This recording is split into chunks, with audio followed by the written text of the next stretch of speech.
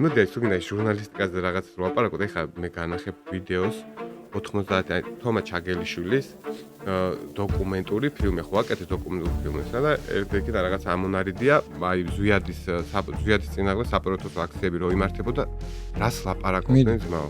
თუ იპოვით რამე განსხვავებას წლევანდელ, აი შარშანდელი აქციები მოყოლებოდა წლევანდელ ზოგადად ვაფშე ჩვენ ქვეყანაში რაც ხდება ეს ბოლო პერიოდია, დამკვეთის ნათლად ჩანს ვინ არის? სიტყვების წყობაც კი ერთნაირი არის. იმდროინდელი პროტესტის და რას აპროტესტებენ და ეს თან მნიშვნელოვანი რა არის, რომ ამ სიუჟეტის ავტორი ამ ყველაფერს აპრავებს. მოსკოვში მომხდარი გადატრიალების შემდეგ საქართველოში მოვლენები ელვისის სწრაფით განვითარდა.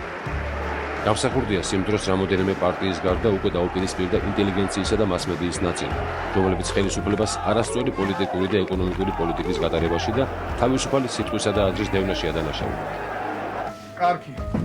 მართლაც საპრეზიდენტო არჩევნების შემდეგ ცენტრალური ტელევიზიის ეთერში და ხელისუფლების მიერ კონტროლირებად გაზეთებში ოპოზიციური აზრის დევნა დაიწყო. აგრეთვე ხელისუფლებამ საზოგადოებრივი და კულტურული დაწესებულებების საქმიანობაში უხეშად ჩარევას მიიღო ხელი. სერიოზული პრობლემები შეექმნა დამოუკიდებელ პრესას.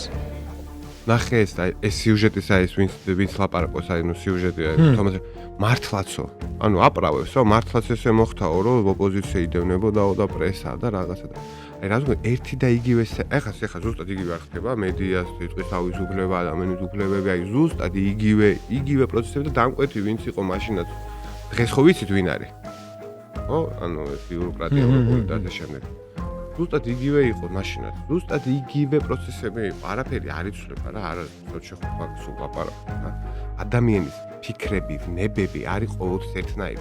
მე ერთნაირ შედეგებს იწვევს მაგითო. ჩვენ რაღაც ასეთ ვიცვლი და რაღაც თორე. მიზანი ადამიანის ყოველთვის იყო ერთ და იგივე, აი ყოველთვის.